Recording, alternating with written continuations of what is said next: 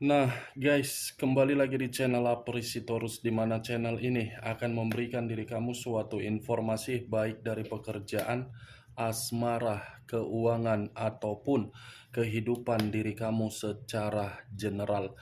Sebelum saya memberikan suatu informasi dari berbagai aspek yang barusan saya katakan tadi, saya juga mengingatkan kepada teman-teman, informasi yang saya berikan terhadap diri kamu bukan suatu acuan atau suatu keputusan untuk kamu ambil dan untuk kamu terima. Saya hanya bisa memberikan diri kamu suatu informasi berdasarkan kartu yang saya pegang ini. Diri kamu hanya bisa berencana terhadap kehidupan kamu, akan tetapi di balik dari informasi dan perencanaan tersebut, lagi-lagi yang menentukan adalah Sang Pencipta. Sebelum saya mengambil satu persatu kartu yang saya pegang ini secara acak, saya juga mengingatkan kepada teman-teman, apabila ketemu dengan channel saya, agar menekan tombol subscribe-nya dan menyalakan loncengnya supaya next video saya lebih semangat untuk memberikan suatu informasi baik terhadap kondisi energi kamu, manusia yang selama ini kamu prioritaskan, serta pihak ketiganya. Oke, Wageng, sama seperti biasanya, saya tidak memiliki judul atau topik yang akan saya angkat atau yang akan saya bahas, tetapi saya akan berusaha untuk berbagi cerita dari setiap kartu yang akan saya ambil nanti. Apakah cerita di balik dari kartu tersebut akan memberikan suatu gambaran yang bersifat positif atau kebalikannya? Kita langsung saja.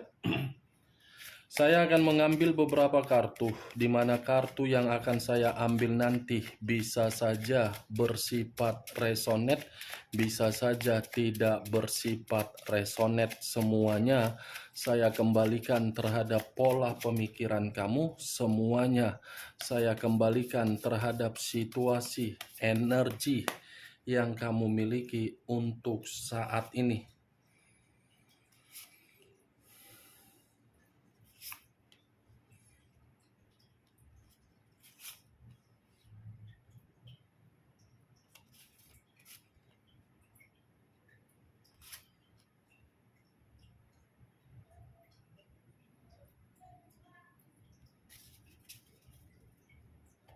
Nah, guys, di depan saya ini sudah ada beberapa kartu yang sudah saya ambil secara acak satu persatu dari tumpukan kartu yang saya pegang tadi.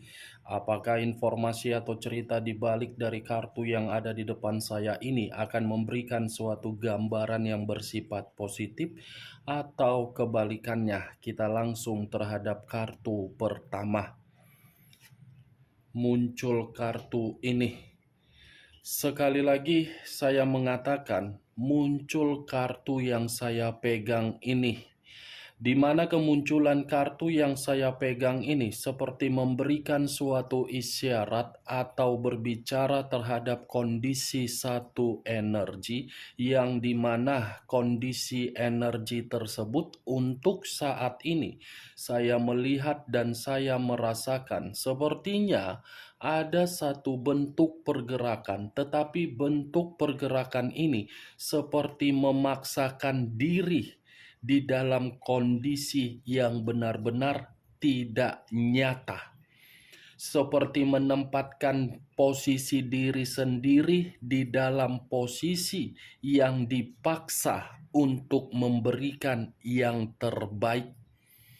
Kenapa saya mengatakan hal tersebut? Karena bagi saya, satu energi yang saya katakan tadi sebenarnya sudah mengetahui di mana titik kesedihan yang sedang dirasakan, tetapi titik kesedihan itu tidak bisa menyadarkan kondisi satu energi tersebut dan masih mempermainkan perasaan, padahal perasaan itu secara kenyataan tidak memberikan suatu feedback kebahagiaan.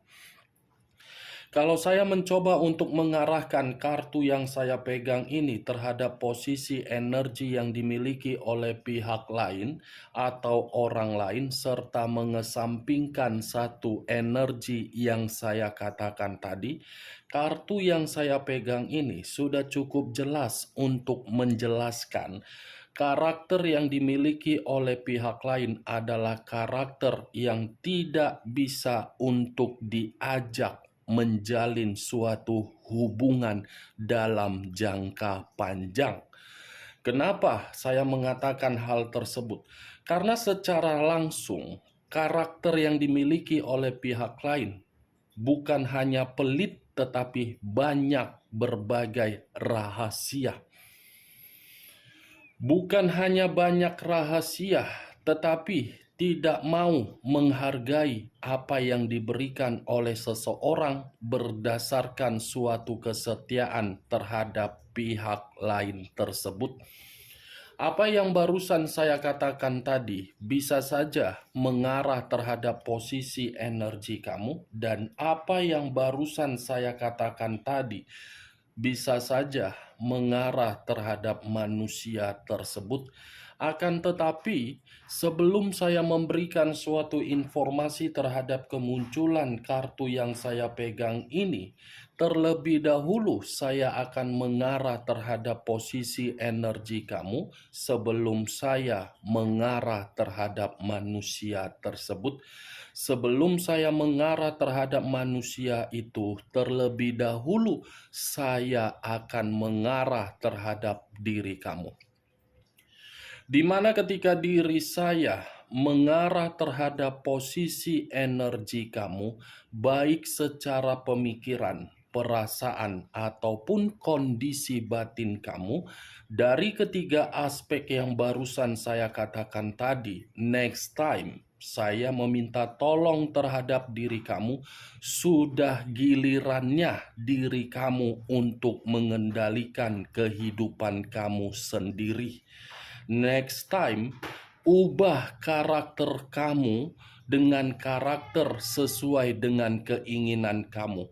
Jangan berikan lagi karakter kamu tersebut seperti karakter seperti di masa lalu, yang dimana karakter kamu di masa lalu membuat diri kamu seperti orang yang menerima berbagai kebodohan dan kecerobohan kamu. Tanpa kamu memberikan suatu kejelasan terhadap diri saya paham dan saya mengerti bagaimana posisi kamu di masa lalu. Posisi yang selalu dipaksa untuk memberikan yang terbaik terhadap orang yang berada di sekeliling kamu, padahal ketika diri kamu memberikan sesuatu hal tersebut, kamu seperti orang yang tertekan. Saya hanya sekedar meminta tolong terhadap diri kamu, geng. Next time, giliran kamu yang membawa kehidupan kamu itu seperti roda untuk menuju kemajuan. Jangan bawa kehidupan kamu dengan karakter yang merugikan diri kamu. Ibaratnya kalau saya mengumpamakan diri kamu membawa suatu motor. Kamu mengetahui antara kiri dan kanan. Tetapi usahakan ketika diri kamu membawa motor tersebut stabil. Jangan terpengaruh terhadap kondisi yang di kiri dan jangan terpengaruh terhadap kondisi yang di kanan. Selama ini kan diri kamu menyadari, tetapi ketika menyadari belum tentu menjamin diri kamu untuk mengambil satu keputusan di mana keputusan itu membuat diri kamu lega atau tenang. Itu yang saya lihat.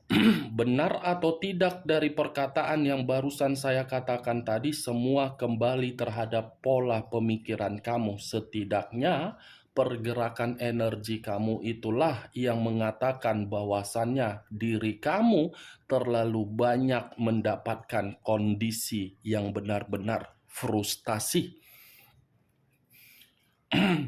Saya berbicara dari apa yang barusan saya katakan tadi, itu masih dari pergerakan energi kamu, belum dari kartu yang saya pegang ini.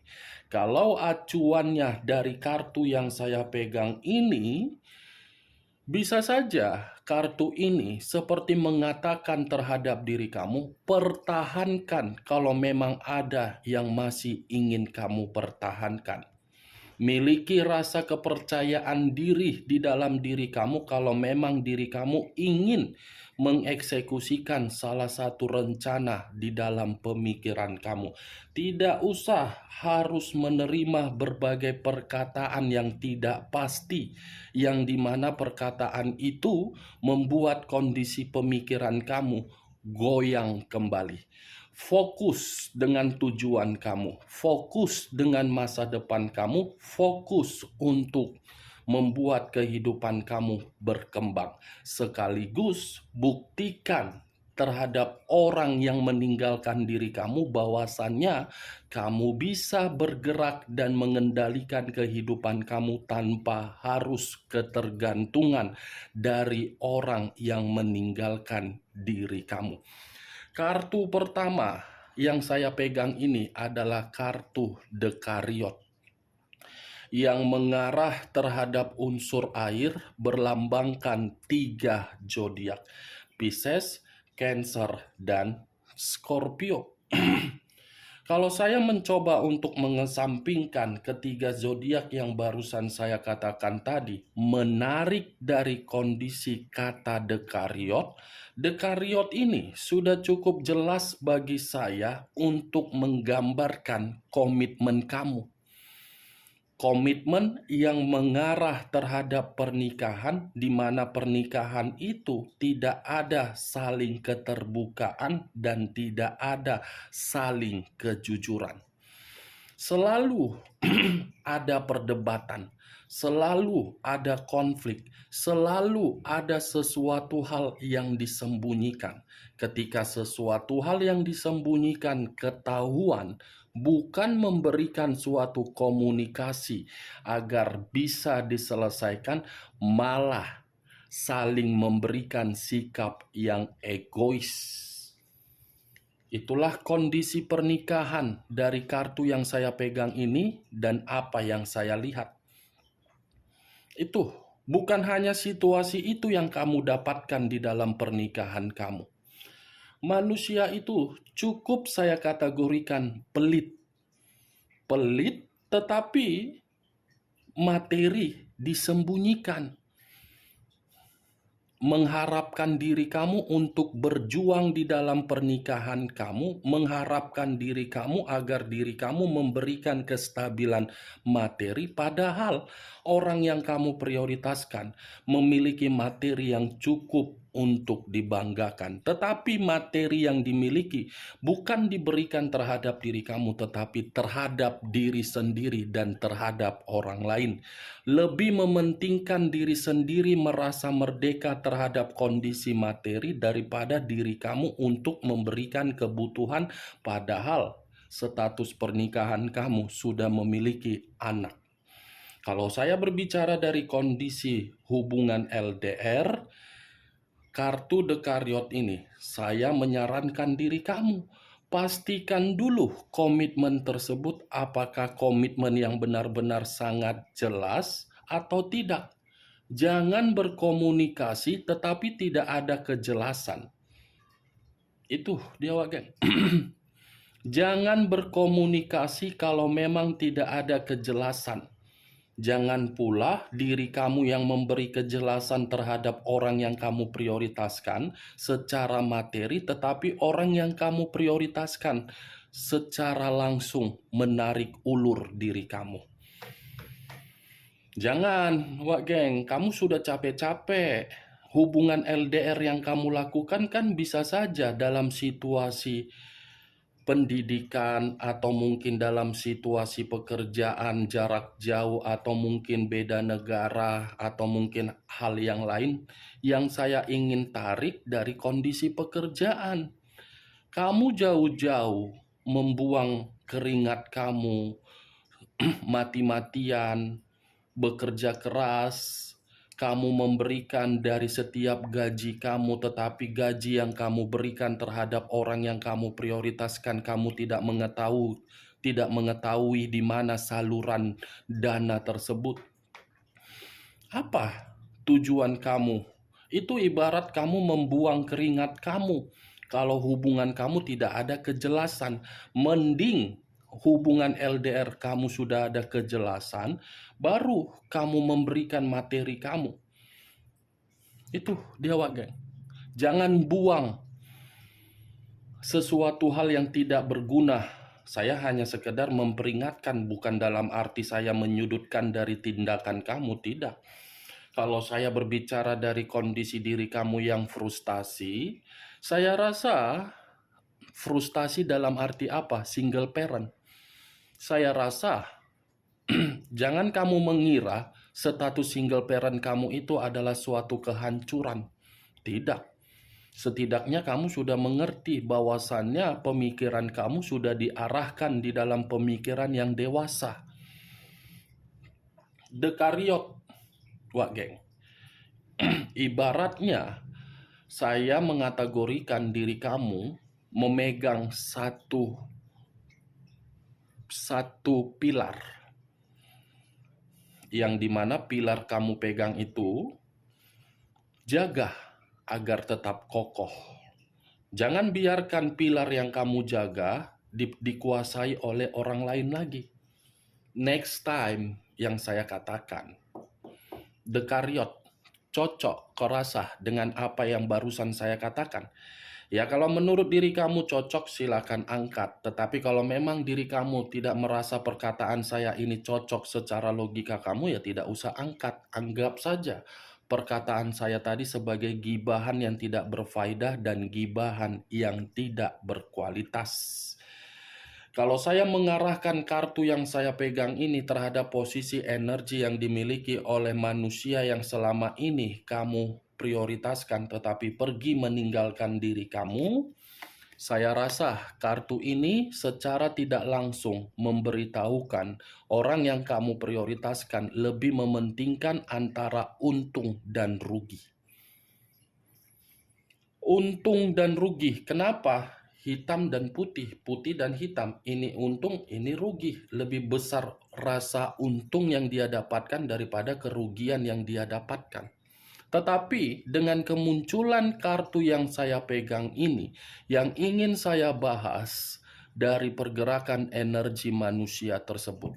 Karena di balik dari kartu Dekariot ini ada suatu keputusan yang dilakukan, di mana keputusan tersebut saya kategorikan suatu keputusan untuk melakukan berbagai perjalanan yang salah.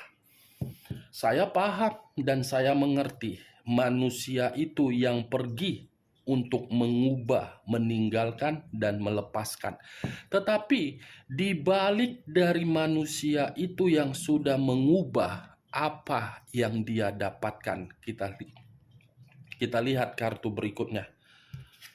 Muncul kartu 6 pedang. Terdiri dari 6 pedang. Kalau saya mencoba untuk menarik satu pedang dari ke-6 pedang yang barusan saya katakan tadi, satu pedang yang saya tarik ini seperti memberikan suatu gambaran yang dimana keputusan dia untuk pergi dari kehidupan kamu justru memberikan manusia itu berbagai kesulitan. Nih, dia pergi dengan situasi pecundang kan? Dia pergi dari kehidupan kamu dengan cara melarikan diri kan? Nah, situasi kepecundangan dia itulah membuat diri dia tidak stabil. Ada luka yang dia terima ketika manusia itu pergi dari kehidupan kamu. Luka yang dia buat justru luka itu ada kesembuhannya dari diri kamu. Ini manusia sedang mencari suatu kesembuhan, dan di mana kesembuhan itu berasal dari diri kamu. Dia masih mencari diri kamu untuk memberikan manusia itu kesembuhan dari perjalanan yang dia lakukan. Muncul kartu The Empress.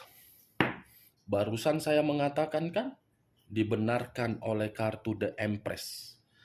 The Empress, raja di atas raja, ratu di atas ratu. Tetapi kalau saya mencoba untuk menarik dari kata The Empress ini menggambarkan dari karakter kamu yang begitu sangat anggun, begitu sangat cantik, begitu sangat pintar, begitu sangat berwibawa, begitu sangat berkarisma, begitu sangat tampan. The Empress, wah geng.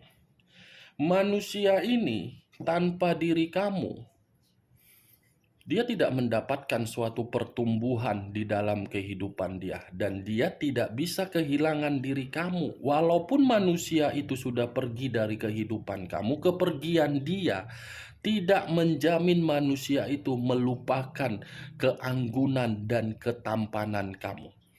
Saya yakin dan percaya itu. Tidak bisa dia hilangkan. Karena diri kamu pernah menjadi orang yang berharga di dalam kehidupan dia. Nih, The Empress. The Empress yang saya lihat. Terlalu banyak kelimpahan rejeki, kelimpahan keberuntungan yang dia dapatkan ketika bersama dengan diri kamu. Itulah yang selalu saya kategorikan terhadap diri kamu. Hanya orang bodoh, orang tolol, orang yang tidak memahami, orang yang tidak mengerti yang telah meninggalkan diri kamu. Terlalu bodoh. Kalau dia memahami diri kamu, dia akan bertahan terhadap diri kamu. Tetapi masalahnya dia kan tidak memahami diri kamu. Makanya dia tidak mau bertahan terhadap diri kamu. Ketika diri dia sudah pergi dan melarikan diri, ludah yang pernah dia jilat, yang dia keluarkan, itu akan dia jilat kembali ketika diri dia mengetahui diri kamu sudah benar-benar tidak peduli lagi terhadap diri dia. Yakinlah, wah geng, kalau diri kamu sudah bisa mengendalikan kehidupan kamu untuk ke depan, pasti manusia itu akan merasa iri. Dan pasti posisi energi dia akan tersedot terhadap diri kamu. Kunci utamanya, ubah dulu kehidupan kamu. Percaya terhadap potensi kamu, percaya terhadap kemampuan kamu. Pasti orang yang selama ini meremehkan diri kamu, menyudutkan kamu, menjatuhkan diri kamu ketika diri kamu sudah bisa memberikan suatu pengendalian di dalam kehidupan kamu, satu persatu akan datang untuk meminta maaf. Itu adalah siklus kehidupan. Itu dia wageng. Siklus kehidupan. Cocok kau rasa? Angkat. Kalau tidak cocok kau rasa, tidak usah kau angkat. Kita lihat kartu berikutnya. Muncul kartu 5 cawan. Terdiri dari 5 cawan. Kalau saya mencoba untuk menarik satu cawan dari kelima cawan yang saya katakan tadi, satu cawan yang saya tarik ini seperti memberikan suatu gambaran manusia itu sudah benar-benar merasa kehilangan seseorang yang begitu berharga. Ya iyalah, jelas diri kamu kan berlian, diri kamu kan mutiara, ya kan? Berlian ditinggalkan. Emas dicampakkan kemanapun pasti bentuknya akan emas. Berbeda terhadap manusia itu. Kalau manusia itu dicampakkan entah kemana-mana, pasti dia akan memberikan diri kamu suatu komunikasi. Dan pasti kehidupan dia akan merasa kehilangan. Bodoh kan melepaskan atau mencampakkan emas, berlian, dan mutiara hanya demi barang rongsokan. Kan bodoh. Kan Wak Geng? Itulah orang yang selama ini kamu bangga-banggakan. Tidak tahu di mana kemurnian dari emas. Kemurnian emas ditinggalkan hanya demi kerongsokan barang yang tidak pasti. Ini dia. Maaf kalau saya berbicara secara arogan. Mulut saya memang sadis untuk berbicara, tetapi apa yang saya katakan itu kan kenyataan. Five of Cups. Manusia ini sedang bersedih. Manusia ini mendapatkan perubahan hidup yang tidak dia inginkan. Manusia ini merasa emosional. Manusia ini merasa masih ingin berkonsentrasi kembali terhadap diri kamu. Ya jelaslah. Orang nilai emas dan nilai berlian lagi mahal untuk saat ini kan? Kan nilainya lagi mahal untuk saat ini. Dari nilai kamu itulah manusia itu ingin datang dengan memberikan rasa penyesalan. Kamunya sendiri yang tidak mengetahui di mana kemurnian yang kamu miliki. Kamunya sendiri yang tidak menilai di mana potensi dan kualitas kamu. Kalau kamu mengetahui di mana nilai dan potensi atau kualitas kamu, pasti kamu akan tidak diinjak. Saya berbicara dari apa yang saya katakan bukan dalam arti saya menyudutkan diri kamu, tidak. Karena memang diri kamu terlalu polos. Terlalu polos. Tidak mengetahui bagaimana kelicikan yang diberikan oleh orang lain terhadap diri kamu. Tetapi ya situasinya sudah terjadi. Kita lihat kartu berikutnya. Muncul kartu The Fool. Banyak arti tetapi saya mengambil dua artinya saja. Arti pertama kebodohan dan arti kedua resiko. Kalau saya mencoba untuk menarik dari kata kebodohan, seperti apa yang saya katakan tadi, Wak Geng. Demi barang rongsokan, manusia itu rela mendapatkan resiko di dalam kehidupan dia agar kehidupan dia tidak mendapatkan suatu kemurnian.